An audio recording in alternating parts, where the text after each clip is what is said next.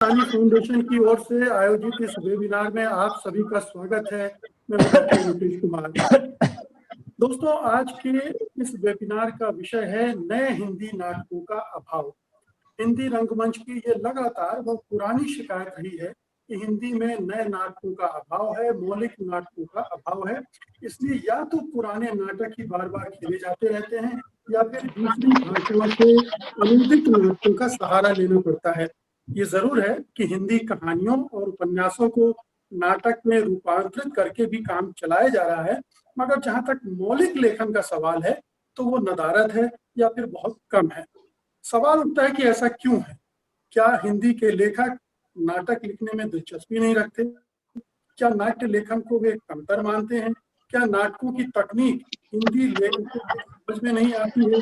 अगर ऐसा है तो उन्हें इस तरह के प्रशिक्षण की व्यवस्था क्यों नहीं होती है?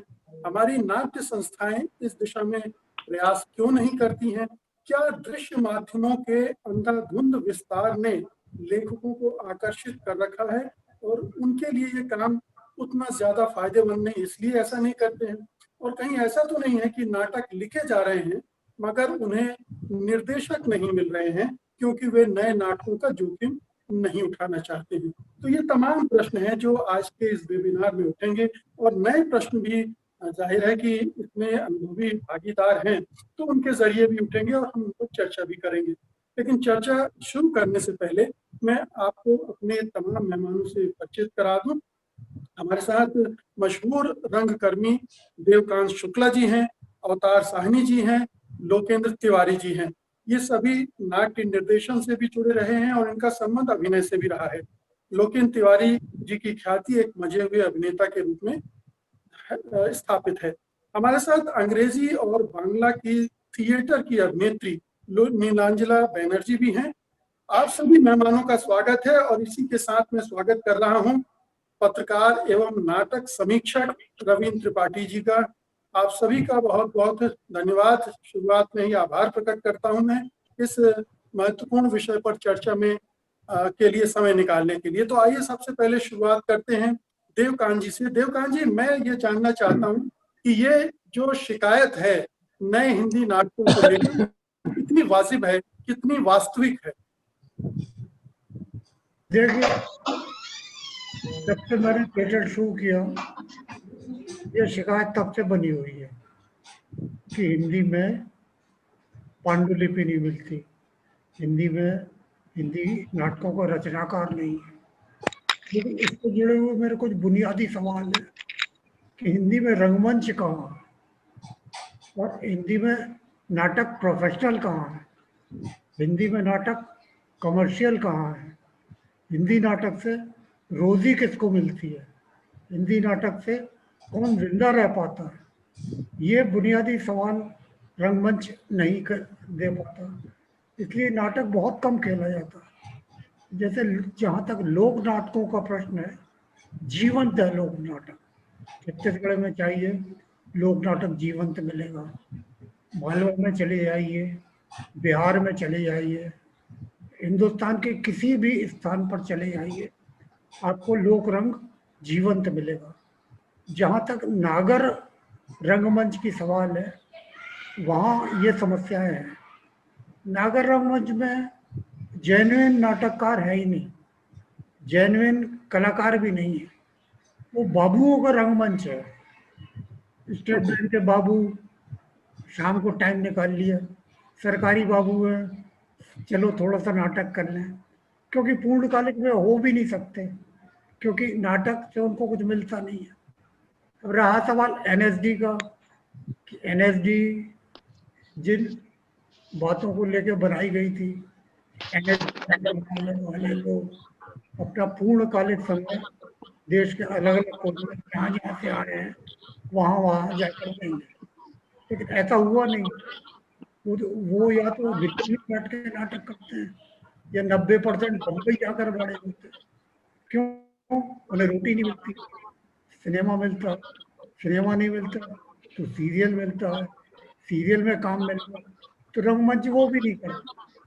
इसलिए जेन्युइन जब तक नहीं होगा तब तक नाटकों की समस्या बनी रहेगी।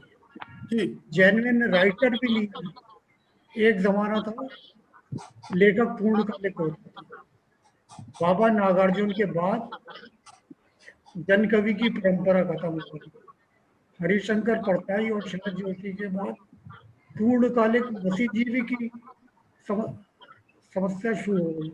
उसके बाद कोई लेखक अपनी कलम के दम पे जिंदा रहने की कोशिश ही नहीं करता।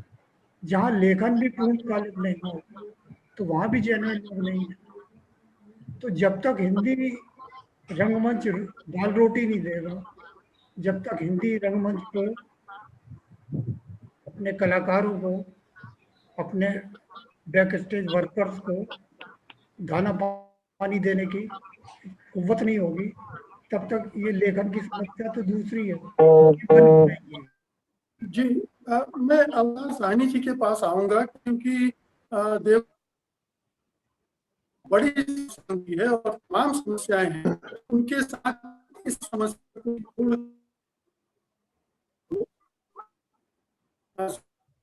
ये है कि नहीं है, इसलिए जाहिर है कि आप उससे अपेक्षा भी दूसरी तरह की नहीं कर सकते हैं। लेकिन अगर हम अपने आप को यहाँ तक महदूद रखें, सीमित रखें कि हिंदी लेखक नाटक क्यों नहीं लिख रहे हैं, मौलिक नाटक हिंदी में क्यों नहीं लिखे जा रहे हैं, वो रंगमंच को क्यों उपलब्ध नहीं हो रहे हैं, तो इसे किस तरह से देखेंगे। आखिरकार हिंदी का लेखक कहानियां लिख रहा है, कविताएं लिख रहा है, उपन्यास लिख रहा है, तो जाहिर है लेखन तो हो रहा है और बड़े पैमाने पर हो रहा है, नए नए लेखक आ रहे हैं, तो नाटक ही क्यों नहीं लिख रहे हैं।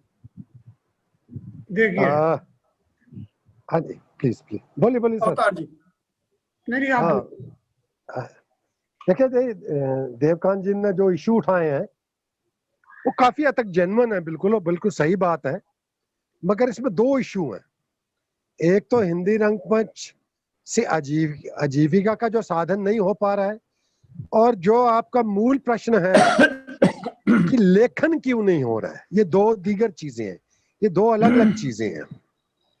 देखिए साहब, ऐसा है कि कोई भी नाटक लिखना ये बच्चों का खेल नहीं है। आजकल शौकिया लिखने वाले बहुत हैं, मगर जैसे कि रविंद्र भाई बैठे हैं, इनको पता है कि अगर आपने नाटक लिखना है तो आपके पास मूलभूत दो चीजों की जबरदस्त आवश्यकता होती है। एक तो ड्रामाटगरी को लेकर समझ कि आप जो लिखेंगे वो कैसे होगा, और क्या क्या ऐसी चीजें हैं ड्रामाटगरी के अंदर जो नाटक को ड्रामेटिक बनाती हैं। एक तो ये आयाम, दूसरा है कथ्य, क्योंकि कथ्य को लेकर बहुत सारे लोगों के पास बिल्कुल भी समझ नहीं है। लिखते हैं वो जैसे कि किसी चीज से अचानक प्रभावित हो गए, उस पर कुछ लिख डाला, मगर उसमें वो इन डेप्थ कई चीजें नहीं होती हैं। अब जैसे कि पहले नाटककार थे, अच्छे लेखक थे, गूढ़ लेखक थे, डेप्थ में भी कहानियां लिखते थे, और जब नाटक भी लिखना शुरू किया, ये सही बात है कि ड्रामाटगरी की ज्यादा समझ नहीं थी, बट उन्होंने अपने आप को हे नहीं समझा। उन्होंने श्रेयस्कर यही समझा कि क्यों न किसी अच्छे नाट्य निर्देशक के साथ मिलकर इसको ट्रायल एंड एरर मेथड पे लिया जाए। भाई कई बार ऐसे होते हैं, लेखक ने मैंने जो लिख दिया। अरे भाई, ड्रामाटगरी के हिसाब से चीजें पल पल बदल रही हैं हिंदुस्तान में क्या, वर्ल्ड में, थिएटर में नई नई चीजें इंट्रोड्यूस हो रही हैं। जब तक आप उससे वाकिफ नहीं है तो कोई भी चीज करना थोड़ा मुश्किल हो जाता है। तो पुराने, जैसे मैं एक कहानियां सुनता था, किस्से सुने मैंने कि मोहन राकेश जी भी जब लिखते थे नाटक तो आके अलग अलग ड्रामा ग्रुप के लोगों के साथ उसकी चर्चा करते थे, बैठकी होती थी, बातचीत होती थी, और फिर क्रिटिसिज्म होता था, और क्रिटिसिज्म को बहुत सहर्ष लेते थे। आज किसी लेखक को आप कह के देखिए, आपसे लड़ने पड़ेगा, नाराज हो जाएगा, उसको पर्सनल लेवल पे ले लेंगे। अब त्रिपाठी जी हैं, त्रिपाठी जी ने लिखा और वो खेला गया नाटक अपना रेपर्टरी के अंदर, गांधी पे था। तो ये त्रिपाठी जी से पूछिए कि इन्होंने मेहनत की, कितनी बार तो डायरेक्टर के साथ इनकी मीटिंग हुई होगी, बैठे भी होंगे, कई चीजें इनको अच्छी लगी होंगी, इन्होंने ली होंगी, कई चीजें डायरेक्टर को अच्छी लगी, उन्होंने बात की होगी।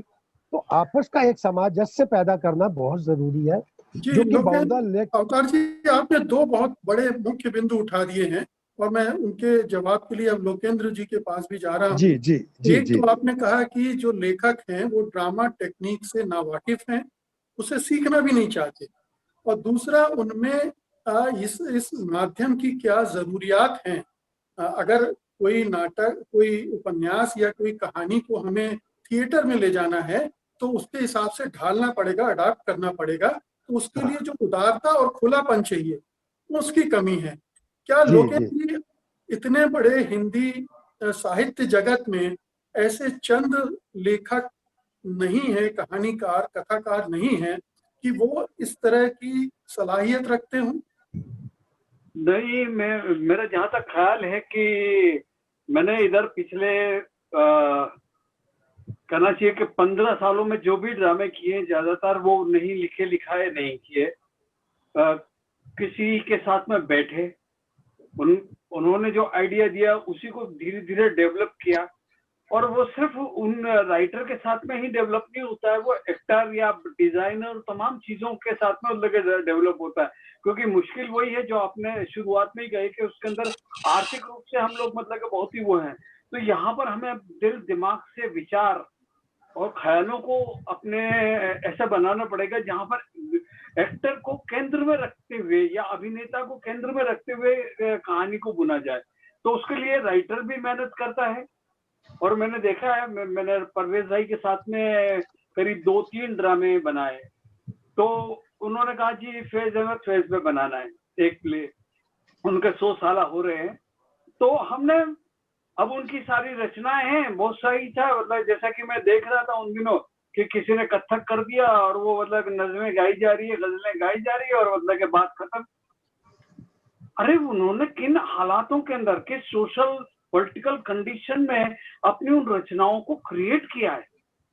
एक लेखक की जर्नी क्या है, एक कहानी को हम किस तरह से इनफोल्ड करना चाहते हैं, लोगों के बीच में लाना कैसे चाहते हैं। तो उसके लिए हमें अपने रूट्स पे जाना पड़ेगा, और रूट्स पे जाके हमें रिसर्च करना पड़ेगी कि वो किन हालातों में कब कब किन किस तरह की स्थितियों से गुजरते हुए राइटर ने अपनी चीजों को लिखा है। उस वक्त की पूरी लगे दुनिया के अंदर किस तरह की पॉलिटिकल चेंज आ रहे हैं, सोशल चेंज आ रहे हैं, किस तरह से फाइनेंशियल मतलब की स्थितियां बदल रही है, लोगों के जिनके बारे में लिखा जा रहा है उस पूरे तबके के बारे में मतलब कि हमारी कितनी जानकारियां हैं। जब तक ऐसा सब कुछ नहीं समझेंगे, और इतना समझने का क्या है कि मैं देखता हूँ कि ज्यादातर हमारे जो लेखक हैं, मैं उनको दोष नहीं दे रहा हूँ, वो बेचारे मतलब कि लिखते हैं और उसके बाद में जब उससे आगे का काम करने को वक्त आता है तब वो पता नहीं सोचते कि यार लिख तो दिया है यार, अब जो करना तुम कर लो। तो ऐसा नहीं छोड़ा जा सकता, क्योंकि वो उनका पहले है, उनकी नजर से हम जा रहे हैं, तो हमारे नजर और उनकी नजर के बीच में सामंजस्य बनना चाहिए। फिर हम दो ही काफी नहीं है, हमारे जो अभिनेता हैं जिन टीम के साथ में कर रहे हैं उनकी भी एक नजर है। तो वो तीनों को जब मिले तब जो गुल मिल के चीजें बनेगी, तब दर्शकों के बाद में जो चीज जाएगी वो एक तरह से मूल्यवान होगी, और शायद मतलब वो थिएटर ज्यादा देर तक सक्रिय भी रहता है, लोगों के दिल दिमाग में भी रहता है। नहीं तो रोजाना ये हो रहा है कि नाटक हो रहे हैं मंडी हाउस में, तो कोई हॉल खाली नहीं है। आप देख लीजिए, 1,00,000-1,50,000 रुपया, 2 लाख रुपया रोज मतलब के सिर्फ हॉलों का किराया है, और लोग दे रहे हैं, और रोज कभी खाली नहीं मिलते, साल भर तक कमानी और श्री राम सेंटर खाली नहीं मिलते। लेकिन उसमें जो ड्रामे हो रहे हैं या ड्रामे जो किए जा रहे हैं वो क्या हो रहे हैं, वो किस तरह से प्रभाव बनाते हैं, यानी खाली बम्बई जाने की एक भीड़ तो नहीं है। नहीं लोकेश जी, ये बताइए कि ये जो अभी नाटक हो रहे हैं उनमें कितने प्रतिशत नए हिंदी नाटक हैं? सारे रिपीट हो रहे हैं या कुछ नए उसमें मिलते हैं हमको? 25%, 40%? नए जब आते हैं, आप सही कह रहे हैं मुकेश भाई, कि नए लोग लिख के लेके आते हैं, लेकिन उसके बाद में जो उसके बाद का जो काम है वो, जैसे कि अभी हाल ही अवतार भाई ने बताया कि अभी रविंद्र भाई ने एक नाटक लिखा, तो उस नाटक के लिखने के दौरान उन्होंने तरह तरह की रिसर्च में पहले अपने लेवल पे रिसर्च की, गांधी और गांधी जी के जीवन और उनके मतलब वो जो स्ट्रगल को दिखा रहे हैं उसके तमाम किस्म के पहलुओं को अध्ययन किया, फिर वो अपने निर्देशक साथी के पास में गए, उनके साथ में फिर डिस्कशन हुई, उन्होंने भी शायद पढ़ा, उसको समझा, फिर वही एक्टरों के साथ में, तो इस तरह से एक नई कृति लोगों के बीच आती है, वो दर्शकों तक जब पहुंचती है, वो बहुत सारे हालात से गुजरते हुए पहुंचती है। तो लेखक निश्चित रूप से उसको एक तरह से कल्पना करने वाला, मतलब एक कवि है या साहित्यकार है या नाटककार है, लेकिन उसको एक तरह से मूर्त रूप में बदलने में, चाहे मतलब हम स्टानिस्लावस्की का उदाहरण ले लें कि वो एक्टिंग टेक्निक पे बहुत अच्छा काम कर रहे थे, लेकिन अगर उनके पास में गोरखी नहीं होते या चेखव नहीं होते और उनके साथ में मिलजुल के जो वो एक नया रास्ता ढूंढ रहे थे, तो रियलिज्म ही नहीं आता। तो मेरा कहने का मतलब सारी दुनिया में ऐसा हुआ कि कहीं न कहीं सब जब ये 3-4 तत्व मिल जाते हैं, तब वहां पर जो सृजन होता है वो सचमुच वो है नाटक। मेरा सवाल लोकेंद्र जी ये था कि कितने % नए नाटक अभी हमारे पास हम अपने थिएटर में देख रहे हैं, हिंदी रंगमंच में देख रहे हैं? बहुत कम है, बहुत कम है, अच्छे नाटक बहुत कम है आते हैं। मैं भी बहुत सारे नाटक पढ़ रहा हूँ, मतलब के लोग भेजते रहते हैं, तो मतलब के पढ़ता भी हूँ, लेकिन बहुत ज्यादा मतलब आशा नहीं बनती है, बल्कि थोड़ा सा दुखी होता है कि ये बात बन नहीं रही है। फिर अगर उसके साथ में बातचीत करके अगर वो प्ले को बनाने की कोशिश करते हैं, तो यहाँ राइटर क्या होता है, वन साइडेड अपनी एग्जिट कर लेती है।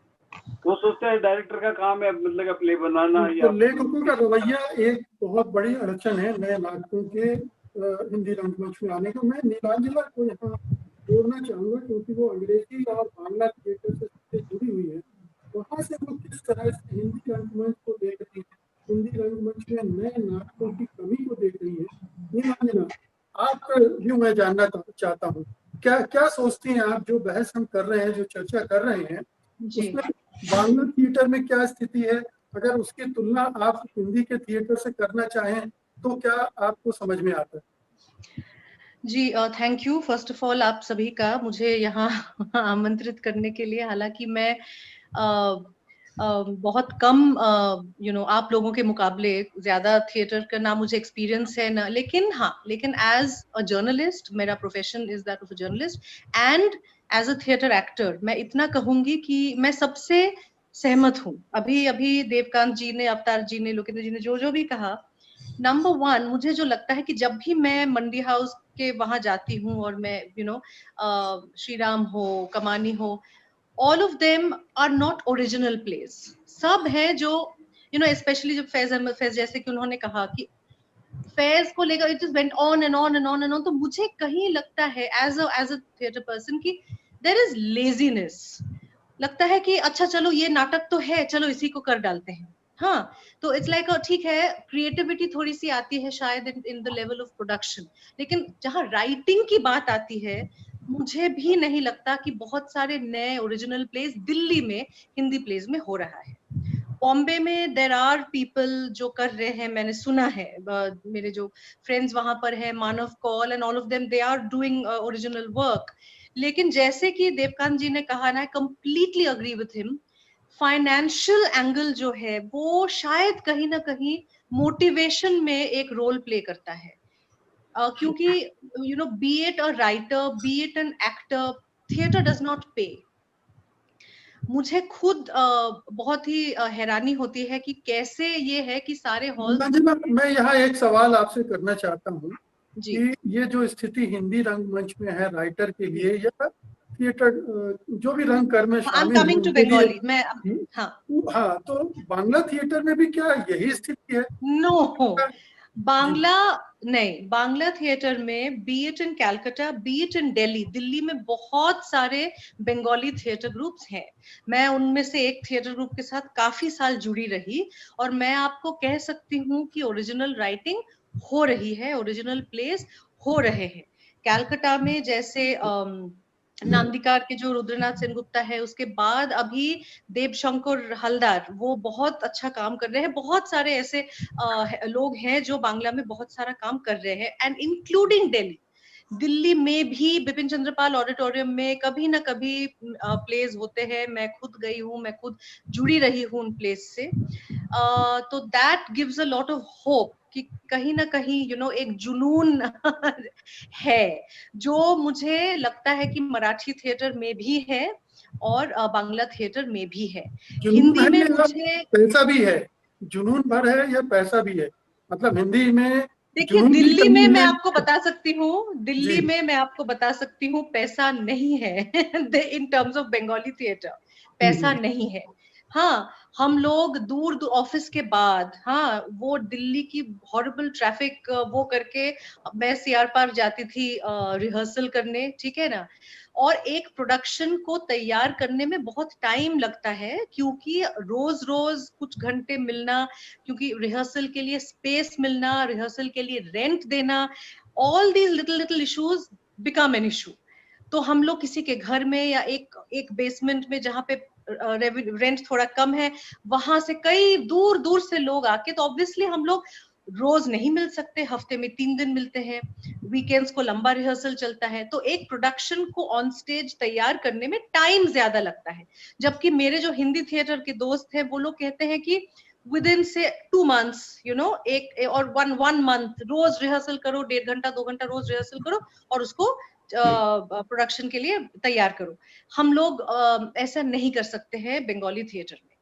एंड इवन जहां मैं अभी जुड़ी हूँ, theatre worms production Kaushik Bose का है, वी डू इंग्लिश थिएटर, हम लोग नहीं कर सकते हैं, we take months to do it, लेकिन वो प्रोसेस बहुत एंजॉय करते हैं, and that is the motivation for जी, पीपल लाइक मी। अभी अवतार जी ने ये जो आपने कहा, ये कल्चर को उन्होंने बाबू थिएटर कल्चर का नाम दिया था कि पार्ट टाइम काम है थिएटर का, फुल टाइम पेशेवर थिएटर हमारे पास बहुत कम है, हिंदी में तो बहुत कम और भी कम है। मैं रविंद्र जी के पास आऊंगा। रविंद्र जी, पूरी लेखक बिरादरी कटघरे में है कि ना तो वो ड्रामा की टेक्निक जानना सीखना चाहती है, ना ही उसमें इतना खुलापन है कि थिएटर के साथ मिलकर किसी कहानी उपन्यास को उसके अनुकूल ढालने के लिए तैयार हो। तो ये स्थिति हिंदी साहित्य जगत में क्यों है आखिर? मुकेश जी, शुरू में मैं 2 बातें स्पष्ट कर दूं।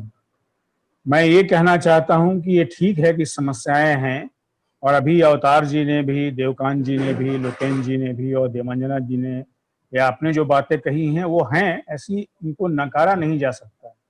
लेकिन ये धारणा कि हिंदी में मौलिक नाटक नहीं लिखे जा रहे हैं, ये एक भ्रांत धारणा है मेरे ख्याल से।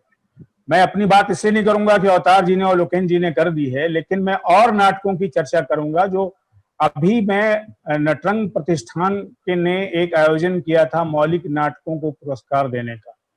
उसमें मैं बताऊं कि उसकी कमेटी में मैं भी था। उसमें 18 मौलिक नाटक आए थे और उसमें 6-7 तो बहुत ही अच्छे थे, और जब वो खेले जाएंगे, अब तो कोरोना काल की वजह से उनका खेलना मुश्किल हो गया है।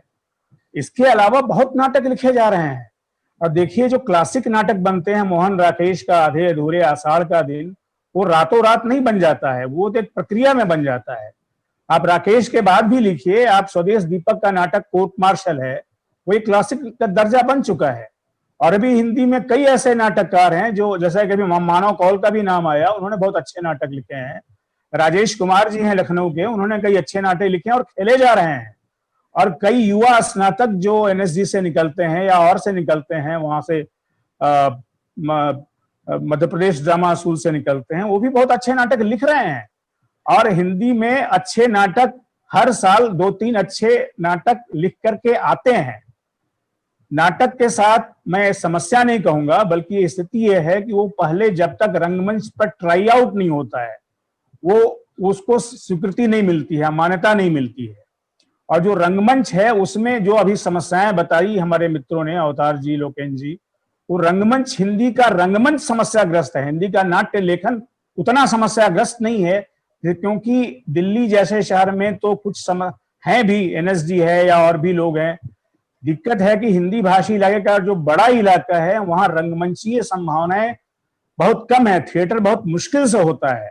तो जब तक थिएटर में ट्राई आउट नहीं होगा नाटक, तब तक कैसे अस्तित्व में आ जाएगा? ऐसा तो नहीं कि नाटक लिख दिया और होगा नहीं, फिर कैसे होगा? लेकिन रविंद्र जी, मैं यहाँ पर थोड़ा आपको रोकना चाहता हूँ। हमारे साथ 3 वरिष्ठ रंग निर्देशक हैं, और उनका इतना, अगर तीनों का अनुभव मिला लिया जाए तो कम से कम 100 साल के आसपास का अनुभव तो होगा ही, उससे ज्यादा होगा। बल्कि उनका अनुभव बोल रहा है कि नए नाटक हिंदी में कम आ रहे हैं। तो ये बेवजह तो शिकायत नहीं हो सकती, लिखे जा रहे होंगे, लेकिन हो सकता है कि उस स्तर के नाटक बहुत कम लिखे जा रहे हों, या जो स्थापित लेखक हैं वो नाटक लिखने से कतरा रहे हों। ये समस्या है क्या? देखिए, ऐसा है कि अभी तो लोकेंद्र जी ने कहा, लोकेंद्र जी ने खुद परवेज जी का कई लिखे हुए बहुत अच्छे नाटक किए। अभी उन्होंने 2 साल पहले या 2.5 साल पहले रानी कमलापति, जो एक युवा लेखिका हैं भोपाल की, उनका नाटक किया। तो लोकेंद्र जी भी कर रहे हैं। देखिए, समस्या है, लेकिन इतनी बड़ी समस्या नहीं है कि हिंदी में कहानीकारों और उपन्यासकारों या कवियों की तुलना में नाटक नहीं लिखे जा रहे हैं, लिखे जा रहे हैं। लेकिन नाटक जब तक ट्राई आउट नहीं होता है, मंच पर नहीं आता है, खेला नहीं जाता है, तब तक उसका लिखे जाने का कोई मतलब नहीं है। और रंगमंच में इतनी समस्याएं हैं, दिल्ली में तो है भी, लखनऊ में, पटना में, भोपाल में, बनारस में, कानपुर में, बरेली वगैरह में नाटक करने के लिए सुविधाएं कितनी हैं, बहुत कम है। बरेली में एक डॉक्टर साहब, डॉक्टर ब्रजेश्वर हैं, वो नाटक करते हैं, वहां नाटक लिखे भी जा रहे हैं, अच्छे नाटक लिखे जा रहे हैं। लेकिन अगर आप चाहिए कि नाटक लिख दिया जाए तो उसका कोई मतलब नहीं है। नाटक जब तक रंगमंच पर खेला नहीं जाता है तब तक उसके लिखे जाने का प्रमाण नहीं विकसित होता है। बंबई वगैरह में, 1 मिनट मुकेश जी मैं बता रहा हूं, बंबई वगैरह में सुविधाएं क्या हैं कि वहां एक प्रोफेशनल थिएटर या कमर्शियल थिएटर विकसित हो गया है और उसका लाभ मराठी थिएटर को ज्यादा मिला है, लेकिन हिंदी थिएटर को भी मिला है। हिंदी में वहां भी मुंबई में भी हिंदी में बहुत अच्छे नाटक लिख रहे हैं। अभी तो मैंने आपको मानव कौल का उदाहरण दिया, हालांकि वो मध्य प्रदेश से वहां गए हैं, पर अच्छे नाटक लिख रहे हैं। तो लेकिन रंगमंच अगर ट्राई आउट नहीं होगा ना, उसके लिए उसका जो इंफ्रास्ट्रक्चर है थिएटर का, वो नहीं होगा तो अच्छे नाटक लिखे जाने का कोई औचित्य बनता नहीं है। जी देवकांत जी, अब ये समस्या दूसरी तरफ आ गई है, यानी कहीं ऐसा तो नहीं कि हमारे जो निर्देशक हैं वो नए नाटक का जोखिम लेना ही नहीं चाहते, फ्लॉप का डर हर किसी को सताता है, तो जो टेस्टेड प्ले हैं, नाटक हैं, उनको बार बार दोहराया जाता है, सुरक्षित है। क्योंकि आपने ही बताया कि भारत हिंदी रंगमंच की स्थिति बहुत खस्ता है, वहाँ पे ऐसा नहीं है। तो जब इतना बड़ा जोखिम होगा कि एक नया प्रोडक्शन का आप पर इतना खर्च करें और वो न चले किसी वजह से, तो वो जाहिर है कि आदमी बहुत फूंक फूंक कर कदम रखता है। इसलिए नाटक जब नहीं खेले जाते हैं, ट्राई आउट नहीं होते हैं, तो उनके लिखने के पर भी असर पड़ता है। क्या ये इस तरह से भी हो सकती है प्रोसेस, अगर हम उलट के देखें तो? देवकांत जी। मैं आप देखिए, आपने एक बड़े खूबसूरत लफ्ज का इस्तेमाल किया, नाटक खेलने फिर चले ना चले, ये मुझे बहुत अच्छा लगा। ये लैंग्वेज हिंदी थिएटर में है ही नहीं कि नाटक भी चल सकता है, सिनेमा चल सकता है। तो मेरा कहने का मतलब ये है, जब तक थिएटर खूब नहीं होगा, एक रंग आंदोलन पैदा नहीं होगा, तब तक लेखक को क्या मिलता है? कुछ नहीं। कहानी छपती है, संपादक 2 रुपए तक नहीं देता आजकल। उपन्यास छपता है, प्रकाशक बोलता पहले पैसे दो पर छापेंगे। ये हिंदी कहानी उपन्यास की हालत। तो हिंदी रंगमंच में अगर एक नाटक लिख दे कोई, क्या कोई रंगमंडली उसको कुछ पैसा देने को तैयार है या नहीं है? तो सबसे बुनियादी जरूरत, मैं फिर कह रहा हूँ, जैसे मेरे को नाटकों की दिक्कत आती, तो मैंने एंटन चेखव पढ़ा था, पढ़ते बहुत है, कम है आजकल नाटक, नागर बाबू रंगमंच, तो मैंने वार्ड नंबर 6 को ड्रामेटाइज किया। नाटक खूब चला और खूब चला, तो मुझे 15,000 रुपए देगा सन 76-77 में। आप सोचिए। फिर मैंने देवयानी का कहना कहना, नाटक खूब चला। हाँ, तो ये लफ्ज मुझे बहुत अच्छा लगा। तो राइटर को जब तक कुछ मिलेगा नहीं, और जेन्युइन राइटर होना बड़ा मुश्किल का काम है। मैंने 2 लेखक देखे आखिरी, अपने जीवन के आखिरी जेन्युइन, जिनको कलम पे भरोसा था, जिनको स्याही पे भरोसा था। वो तो पहले थे शरद जोशी, जिनने लिखा अंधों का हाथी, खूब चला, इतना चला आज भी चल रहा है। उसको हिंदुस्तान के कोने कोने में खेलेंगे, इतना चल रहा है मूवी। दूसरा नाटक जोशी जी का था, एक था गधा अलादा। जी क्यों लोकेंद्र? जी बिल्कुल। जगह जगह खेला, हिमाचल प्रदेश से लेके कन्याकुमारी तक के, क्योंकि शरद जी काफी हाउस में बैठते थे, हम लोग उठते बैठते थे और रिहर्सल में आते थे। देवकांत कोई दिक्कत तो नहीं है? नहीं दादा नहीं, कोई टिकट नहीं दादा, टिकट तो अपना दर्शक खुद आता हूँ। हम लोग ऐसे नाटक खेलते। फिर दूसरा हमें कांतानाथ का एक उपन्यास था, एक और हिंदुस्तान, वो मैंने ड्रामाटाइज किया, खूब चला था। ग्वालियर भी बुलाया गया, बनारस भी बुलाया गया। और एक हिमाचल की छोटी सी नगरी है जो क्रिकेट के लिए जानी जाती है, धर्मशाला से बुलाया हुआ, बोले किराया रहना खान पान सब देंगे। दिल खुश हो गया था, तो अच्छा रचोगे अच्छा मिलेगा। तो लिपि की समस्या है, इस तरह भी हल की जाती है।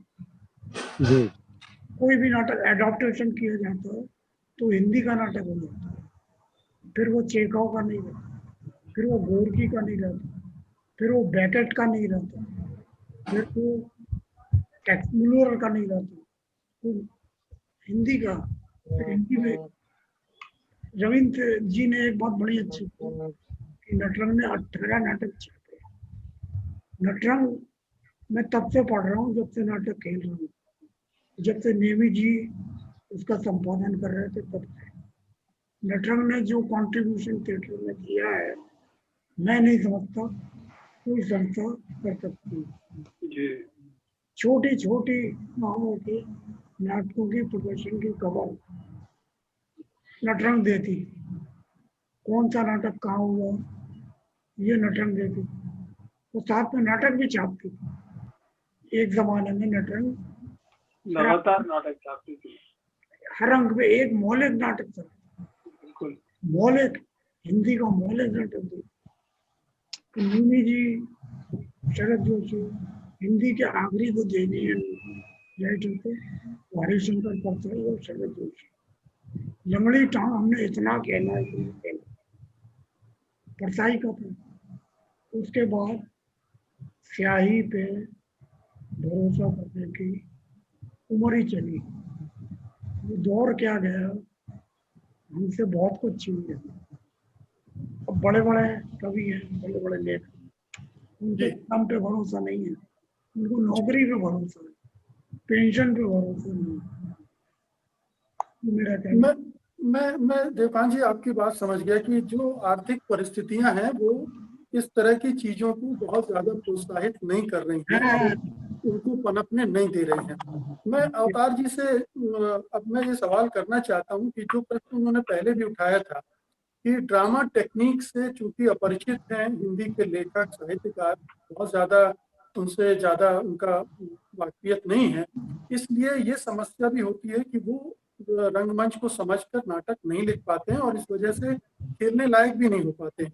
तो हमारी जो संस्थाएं हैं, एनएसडी है, साहित्य अकादमी है, तमाम तरह की जो इस तरह की संस्थाएं जो नाटक के लिए काम कर रही हैं, वो ऐसी वर्कशॉप क्यों नहीं करती हैं, लेखकों को नाटक के टेक्निक सिखाने के बारे में, उनको बताने के बारे में कोई ऐसे आयोजन क्यों नहीं करती हैं, ताकि ये जो एक बाधा है जो कि तोड़ी जा सकती है, जो इतनी बड़ी बाधा मेरी समझ से नहीं है, अगर लेखक तैयार है उसको अडॉप्ट करने के लिए और उसे कोई देने वाला मिल जाए, तो इस दिशा में क्या कोई कदम कोई संस्थान उठा रहा है, कोई कोशिश हाल के वर्षों में हुई है? जी, मैं जैसे कि पहले भी अर्ज कर चुका हूँ, अभी जैसे त्रिपाठी भाई ने बोला कि नाटक लिखे जा रहे हैं, हाँ मैं एग्री करता हूँ, नाटक लिखे जा रहे हैं। और जैसे मानव कौल का नाम लिया या आपने स्वदेश दीपक का नाम लिया, स्वदेश दीपक हमारा जो अंबाला में रंगमंच का ग्रुप था उसके मेंबर थे, जॉइंट सेक्रेटरी। और ये जितने भी उन्होंने लिखे हैं नाटक, पहले वहां खेले गए, ट्रायल एंड मेथड के बाद उसमें सुधार किया गया, वो तब दिल्ली में आए आपके पास। मतलब इतना लंबा जर्नी उसका हुआ।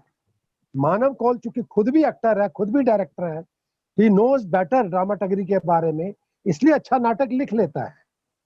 रविंदर भाई, अब इतने साल से हम देख रहे मंडी हाउस में, ये कोई नाटक नहीं छोड़ते, सब देखते हैं, तो धीरे धीरे एक समझ पैदा हो जाती है कि कथ्य कैसे रखना, कथ्य में डेप्थ कितनी हो। अब लिखे कहेंगे, इस चीज से कोई दो राय नहीं, मगर जहां हम उसको जब पढ़ते हैं तो उसमें कुछ डेप्थ भी तो, कुछ मिले भी तो हमें कुछ उसमें से, कि केवल लफाजी होने से नाटक नहीं लिखते। कुछ लोग कमर्शियल पॉइंट ऑफ व्यू से लिखते हैं, जबकि हम कहते हैं कि हम कमर्शियल नाटक नहीं करते हैं और हमसे होगा भी नहीं। उससे नाटककार की किसी की वैल्यू कम नहीं हो जाती। बट ये जो बार बार कहता है कि ड्रामाटगरी की समझ होना जरूरी है, ये एक आवश्यक तथ्य है। अब जिस समय ये अपने वेस्टर्न में भी या यूरोप में भी जो लिखने वाले थे, जैसे गोरकी का नाम लिया, इनका लिया, लेखक थे, बेसिकली लेखक थे, मगर चूंकि उस समय बाकी लोग भी जो नाट्य विधा में काम कर रहे थे उनके साथ बैठकी होती थी, और ये कहीं उनके लेख बताते हैं कि बैठकी होती थी, तो समझ पैदा होती है। देखिए, ये दो तरफा चीजें होती है, केवल लेखक की नहीं, डायरेक्टर में भी एक समझ पैदा होती है, एक्टर में भी एक समझ पैदा होती है उस तथ्य को लेकर। जब वो आदान प्रदान तो हो, कम से कम वो आदान प्रदान कहीं रुका हुआ है, उसमें कहीं अड़चन है। अब जैसे देवकांत जी ने बोला कि ज्यादातर नाटक जो करने वाले शौकिया रंगमंच वाले हैं कि बाबू लोग हैं, मैं कहता हूं ये बाबू लोगों की वजह से रंगमंच जिंदा है। आज अगर शौकिया रंगमंच हिंदुस्तान में ना हो तो हम जैसे प्रोफेशनल की कोई गिनती नहीं हो। हम उसी में से आए हैं। ड्रामा स्कूल में जितना भी आदमी आता है प्रोफेशनल होने के लिए, उस शौकिया रंगमंच का, वो जो बाबुओं के बीच में खेला जाता है, उसी में से आया। और जो नए निर्देशक या नए जो लेखकों का भी जो काम है, ये शौकिया रंगमंच बड़े चाव से करता है। ट्रायल होते हैं हर चीज के, एमएसडी में भी नए राइटर्स ने किया, बज्जू भाई ने किया, मगर क्यों एक कुछ शो जो रेपेट्री ने, क्योंकि रेपेट्री पे पैसा है, वो उसके 10 शो भी कर लेगा, 20 भी कर लेगा, बार क्यों नहीं खेला गया? कभी ये क्वेश्चन किया किसी राइटर ने? क्यों कि उसका औचित्य जब साधारण रंगमंच में जाएगा, शौकिया रंगमंच में जो वो नाटक जाएगा, जब उसका खेलना पॉसिबल नहीं होता है कई कारणों से, जैसे जयशंकर प्रसाद के नाटक थे तो कहते कि इनको खेलना बड़ा मुश्किल है, मगर कुछ निर्देशकों ने अमूलचूल बदलाव करके, उसमें पैसा भी इन्वॉल्व है, डेफिनेट इन्वॉल्व है, खर्चे होते हैं, और महीनों की रिहर्सल के बाद जाके कहीं वो नाटक मंची हो पाता है जिसको पब्लिक लाइक करती है। क्योंकि ये बिल्कुल सही बात है, जब हम इतना पैसा इकट्ठा करें, खर्चा करते हैं ऑडी लेने में, रिहर्सल में खर्च, जैसे नीलांजन जी ने बोला, मोटा मोटा छोटी छोटी चीजों पे इतना खर्च हो जाता है, और बहुधा निर्देशक ही प्रोड्यूसर होता है। जी, मैंने नहीं देखा कोई और प्रोड्यूसर आया हो। अवतार जी, मैं अब इससे थोड़ा आगे बढ़ना चाहूंगा। बहुत चीजें आपने स्पष्ट कर दी हैं। मैं और कारणों की तरफ बढ़ना चाहता हूँ। लोकेंद्र जी से मैं जानना चाहता हूँ कि क्या कहीं ऐसा भी महसूस हो रहा है कि हमारे लेखकों की रुचियां अब थिएटर से ज्यादा मुंबई की तरफ हो गई हैं? सीरियल्स हैं, फिल्में हैं, उनमें ज्यादा पैसा है, ज्यादा ग्लैमर है, नाम है, शोहरत है, तो वो ज्यादा खींच रही हैं।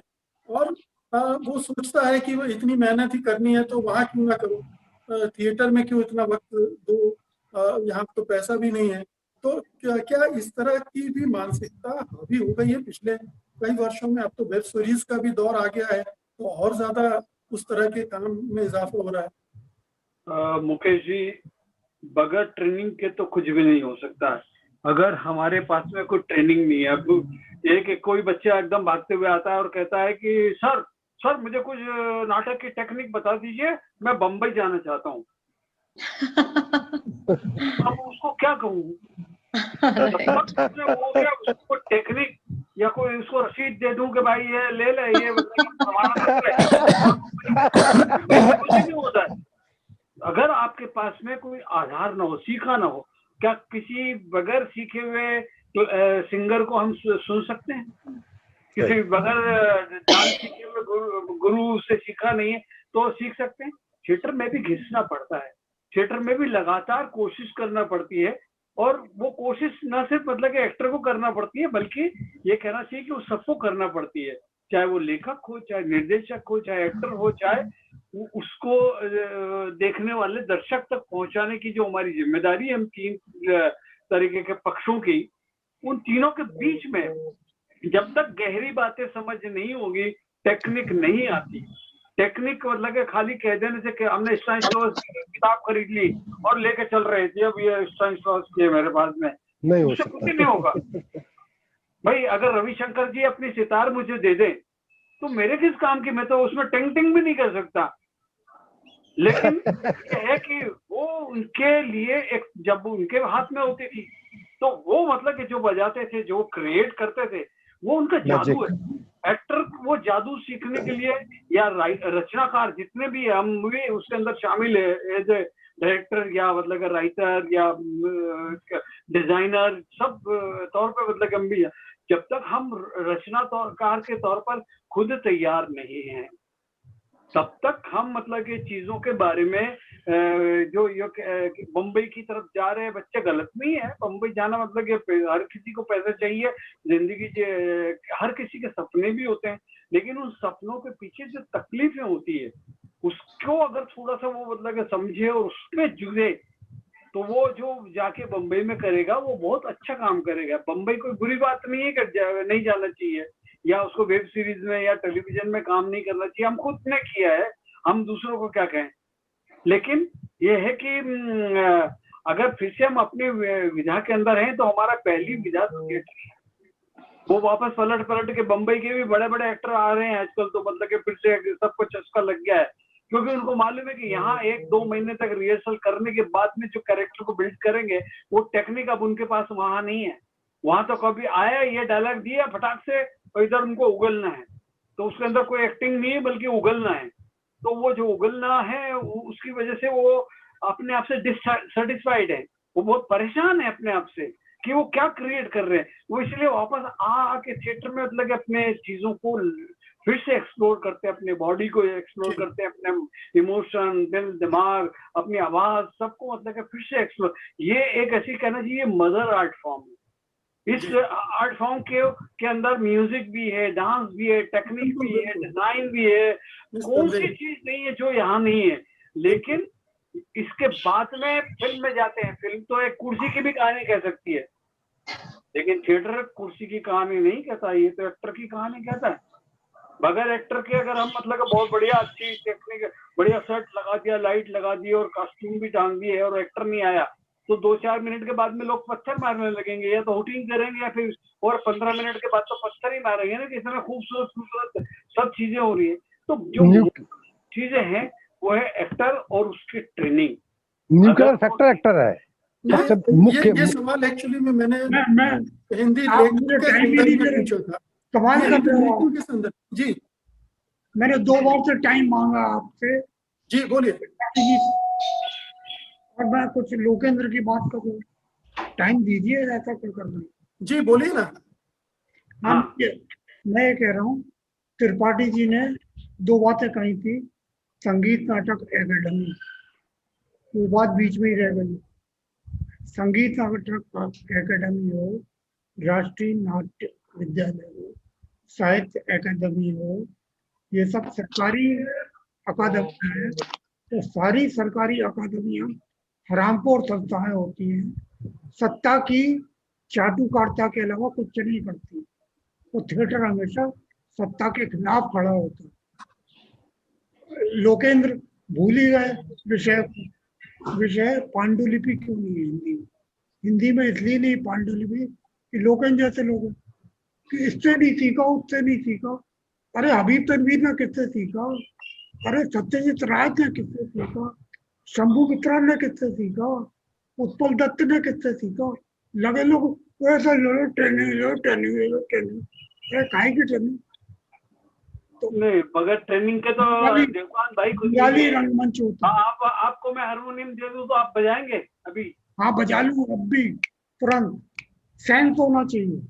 ये मतलब के कहने में बहुत सरल लगती है। मैंने बिना ट्रेनिंग के, बिना वो जमाने के पिछले 80 के दशक में जो ड्रामा करते थे ना, और आज साहब आप जो रिहर्सल करते हैं वो पार्ट है ट्रेनिंग का। आप जो महीनों रिहर्सल करते हैं, that is part of training, और वो भी ट्रेनिंग है, आप उसको अंडरमाइन मत कीजिए। बॉडी मूवमेंट या वॉइस वो जो 2 महीने आप लगाते हैं वो क्या है, उस वो ट्रेनिंग डायरेक्टर जो आपको बता रहा था वो क्या है, वो ट्रेनिंग ही तो है, उसमें आ जाओ। जरूरी नहीं है किसी का उज्जैन में लाइसेंस ट्रेनिंग मिलना करते बाटे। चाहिए। इंदौर में भी हमने उज्जैन में सीखा, जो वहाँ पे भी बीएम शाह आए थे, वहाँ भी लगे MK रैना और वंशी कौल और तो लगे लेकिन- तमाम लोग आते थे, तो ट्रेनिंग उनके के साथ में सीखा। हमारे वहाँ के जो मतलब के बेचारे म्यूजिशियन थे, उनको तो बहुत सारी चीजें पता ही नहीं थी, लेकिन लोकेल जब मिले बात तो सुनो, ग्रेट लोग मिले, उन्होंने एक दृष्टि दी, वो जो दृष्टि है वो बात सबसे पांडुलिपि की वो है। ट्रेनिंग का पांडुलिपि की बात ही नहीं कर रहे। अब नीलांजला को इस डिबेट में शामिल करना चाहते हैं। यस लोकेल में ये लोग हैं। बातचीत चल रही है, इसमें आपका क्या व्यू है? एक ट्रेनिंग देखिए मैं 4 साल की उम्र की थी जब मैं पहली बार स्टेज पे गई थी। हाँ, आई एम फ्रॉम बैंगलोर, और हर साल I used to act as a child, और उसके बाद कॉलेज में street plays. I am an untrained actor in terms of NSD और एनी ड्रामा स्कूल, ओके। लेकिन करते करते एक स्टेज पे फ्री होना, और उसके बाद I kind of agree with Devkant ji की एक सेंस होना चाहिए, यू नो। एंड यस, मुझे लगता है कि शायद मेरी टेक्निक ज्यादा अच्छी होती। अभी भी मुझे I have to really rehearse a lot, light rehearsals, जबकि हमारे पास पैसे नहीं होते, टाइम नहीं होता कि आप लाइट रिहर्सल ज्यादा करें। शो के दिन ही 2 घंटे एक्स्ट्रा आपको मिलते हैं जब आप लाइट रिहर्सल करें। उसमें मुझे लगता है कि काश मुझे थोड़ी सी ट्रेनिंग मिलती कि मैं लाइट को अपने फेस पे कैसे लेते हैं वो ज्यादा अच्छे से कर पाती। वो मेरी, मुझे लगता है एज एन एक्टर मेरी वो वीकनेस है। एक्सप्रेशन के तौर पे, डायलॉग्स के तौर पे, स्टेज मूवमेंट के तौर पे I consider my self quite alright, लेकिन वो ट्रेनिंग मुझे नहीं है। लेकिन जैसे कि आपने कहा, रिहर्सल इज द ट्रेनिंग। 6 महीने हम लगाते हैं, 4 महीने हम लगाते हैं एक प्ले को करने में। Rehearsal is the training. और आपके पास अगर डायरेक्टर है तो you know who is there to guide you. लेकिन उसके पहले जो बात हो रही थी, I think it is important कि सब लोग मिल के बैठ के एक चीज को फ्रूशन में लाना। एक राइटर प्ले लिख के उसका काम खत्म नहीं हो जाता है। इट इज इम्पोर्टेंट, कभी कभी एक राइटर, जैसे कि बात आई कि एक राइटर को ड्रामा की टेक्निक की इतनी ज्यादा नॉलेज नहीं है, which is why all plays can not be, it's difficult to put it up on stage. लेकिन मुझे लगता है कि डायरेक्टर को, लाइट डिजाइनर को, कॉस्ट्यूम डिजाइनर को, राइटर को, सबको पहले मिल के कि वो प्ले कैसे बनेगा उस पर ज्यादा बातचीत होनी चाहिए before you start thinking about going to the floor. वो चीज दिल्ली में हिंदी थिएटर में मुझे पता नहीं ज्यादा हो रहा है कि नहीं। इसीलिए मैंने जो शुरू में कहा था कि लेजीनेस एक है, वो लेजीनेस मैंने इसलिए कहा कि चलो एक बना बनाया प्ले फॉर्मूला है, उस फॉर्मूला को हम चला देते हैं। लेकिन एक नया ओरिजिनल स्क्रिप्ट को लेकर कैसे उसको स्टेज पे किया जाए कि पीपल लव इट, उसके लिए जो मेहनत चाहिए वो मेहनत हमें चाहिए। और सोसाइटी नीड्स थिएटर नाउ। अभी जो हालात है, पॉलिटिकल और सोशियो इकोनॉमिक हालात है, आई एम लाइक प्लीज, अभी कोविड भी चल रहा है आई नो, लेकिन आई रियली बिलीव, मैं तो अपने हर दूसरे दिन अपने डायरेक्टर को बोलती हूँ, कुछ लिख रहे हो बिकॉज ही राइट्स एंड कुछ कर रहे हो बिकॉज राइट नाउ थिएटर की इतनी जरूरत है सोसाइटी को, जो चल रहा है देश में। एक बात कहना चाहूंगा छोटी सी, सारी कलाओं को एक साथ मिलकर एक और चीज में लेकिन समय एक आखिरी सेंटेंस, बांग्ला में एक कहावत है, पेट में लात खा के ही थिएटर होता है, ओके। द फैक्ट कि थिएटर में पैसा नहीं है, यस, लेकिन उसके लिए जो जुनून चाहिए, and that junoon is not only the actor and the director, everybody should have that junoon, including the writer. तभी एक अच्छी प्ले बनेगी। रविंद्र जी, बात जुनून पर आकर टिकी है कि ये बाकी चीजें भी हो जाएंगी।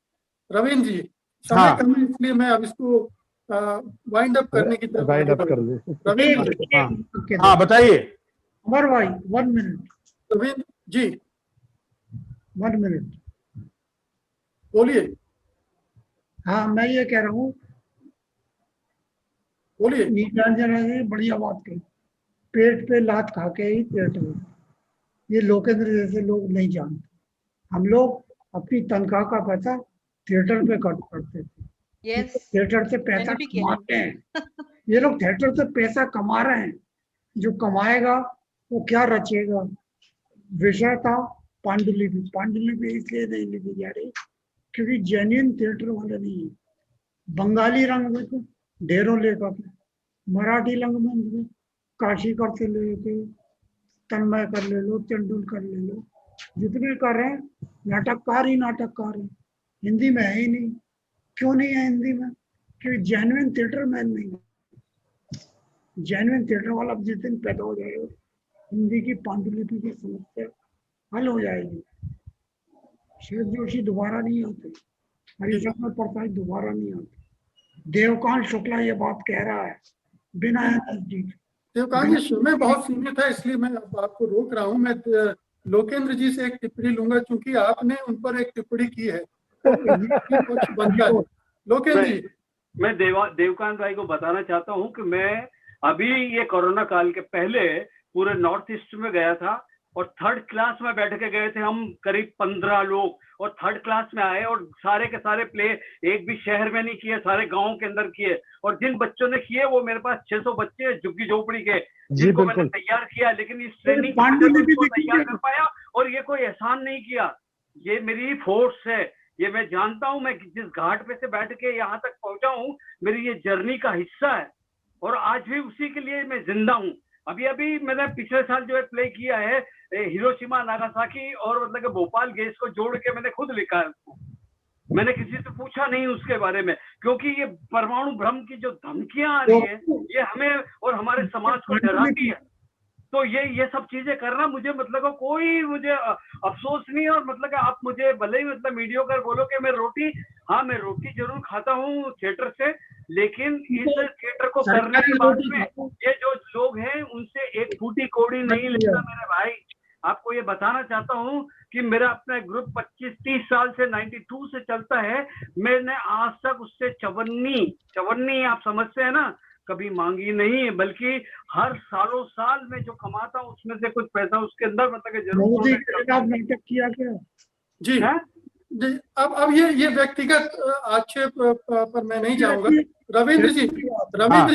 रविंद्र जी अंतिम, चूंकि पे मैं आपका चाह रहा हूँ, आप क्या सोच रहे हैं? ये स्थिति बदलनी चाहिए, समस्याएं हैं ये हम देख रहे हैं, हम उनको नकार नहीं सकते हैं। जब इतनी बार ये चीज दोहराई जा रही है तो कहीं ये पीड़ा है निर्देशकों में, रंगमंच में, कि नए हिंदी नाटक, स्तरीय हिंदी नाटक नहीं आ रहे हैं और स्थापित लेखक तो बहुत कम सक्रिय हैं इस दिशा में। तो क्या किया जा सकता है और कहाँ से शुरुआत हो सकती है? बहुत संक्षेप में।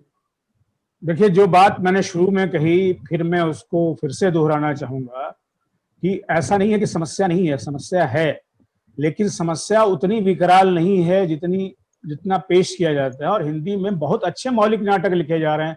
मैंने तो अभी नटरंग का ही बता दिया कि 18 मौलिक नाटक मुझे पढ़ने को मिले थे, तो होंगे और लिखे जा रहे हैं। हिंदी में जो बुनियादी समस्या है वो थिएटर इंफ्रास्ट्रक्चर की है। इंफ्रास्ट्रक्चर में सब कुछ आता है, निर्देशक भी आता है, एक्टर भी आता है। अब दिल्ली में जैसा भी लोकेंद्र जी ने कहा, जिनके बारे में मेरी धारणा है कि वो बहुत अच्छे निर्देशक हैं, मैं पिछले 38 साल से लोकेंद्र त्रिवेदी जी को देख रहा हूँ। वो हिंदी में बहुत श्रेष्ठ रंगकर्म करते हैं और उन्होंने थिएटर से उन पर आरोप लगे वो खुद जवाब दे देंगे, पर इतना समर्पित निष्ठावान रंगकर्मी निर्देशक हिंदी में बहुत कम है। लेकिन खैर, मैं ये कह रहा हूं कि अभी उन्होंने बात की कि भाई आया और एक्टर बोला कि सर मुझे जल्दी से कुछ टेक्निक दे दीजिए, मुझे मुंबई जाना है। तो भैया ये इंफ्रास्ट्रक्चर का प्रॉब्लम है। एक्टर भी क्या करे? एक्टर भी क्या सिर्फ लेखक के ही सामने रोटी की समस्या नहीं है, लेखक के सामने भी समस्या है, डायरेक्टर के सामने भी समस्या है। अवतार जी डायरेक्टर हैं, लोकेंद्र जी डायरेक्टर हैं, उनको मालूम है कि कितनी परेशानी का सामना करना पड़ता है। दिल्ली में अगर आप एक ग्रुप बनाते हैं, एक आदमी आता है और एक करके फिर चला जाता है बंबई, और फिर आप एक्टर खोजिए, दूसरा शो नहीं हो पाता, कई बार नहीं हो पाता दूसरा शो। ये सब भी ऐसी इंफ्रास्ट्रक्चर प्रॉब्लम है जिसको जब तक हम इसके बारे में विचार नहीं करेंगे। एक मिनट देवकांत जी, मैं अपनी बात पूरी कर लूं। जब तक आप इंफ्रास्ट्रक्चर प्रॉब्लम को हल नहीं करेंगे या समाज हिंदी का नहीं करेगा, तब तक कौन उस करेगा तरीके से एक मिनट देवकांत जी, बेचैन मत होइए, मैं अपनी बात कह लूं, आप भी अपनी बात कह चुके हैं कई बार। जब अरे तक आप पत्रकार हैं, अरे पांडुलिपि है, विषय है पांडुलिपि पांडुलिपि। ही बोल रहा हूं भैया। देवकांत जी रविंद्र जी को बात अपनी पूरी कर लेने दीजिए जी। पांडुलिपि पर ही तो, पांडुलिपि पर ही बताया अभी, नटरंग के 18 पांडुलिपि मैं देख चुका हूं, उस पर फैसला हुआ था, वो पांडुलिपि नहीं है। स्वदेश दीपक ने, अस्कर वजाहत ने, राजेश कुमार ने, सब जो नाटक थे वो पांडुलिपि नहीं लग रहा है आपको? मानव कौल ने जो नाटक, 4 नाटकों का एक कलेक्शन अभी मेरे सामने नए नाटकों का है। हाँ, लोकेन त्रिवेदी ने रानी कमलापति नाटक 2 साल पहले किया था, वो पांडुलिपि नहीं थी। तो ये सब पांडुलिपियां हैं, हम आंख मूंद नहीं सकते हैं। प्लीज प्लीज प्लीज देवकांत जी, मुझे भोपाल के अखबारों में मेरी बात या तो आप बोलिए या मुझे बोलने दीजिए। आप देवकांत जी प्लीज, देवकांत जी कृपया उनको बोलने दे। रविंद्र जी मैं बहुत संक्षेप में बोलने दीजिए, रिपीट भी नहीं करता हूँ। मैं ये कह रहा हूँ, जब इंफ्रास्ट्रक्चर का जो प्रॉब्लम है, बुनियादी इंफ्रास्ट्रक्चर जो है, बात एनएसडी और भारतीय नाट्य अकादमी, स्कूलों में भी, स्कूल में की तरह बोल रहे हो, इंफ्रास्ट्रक्चर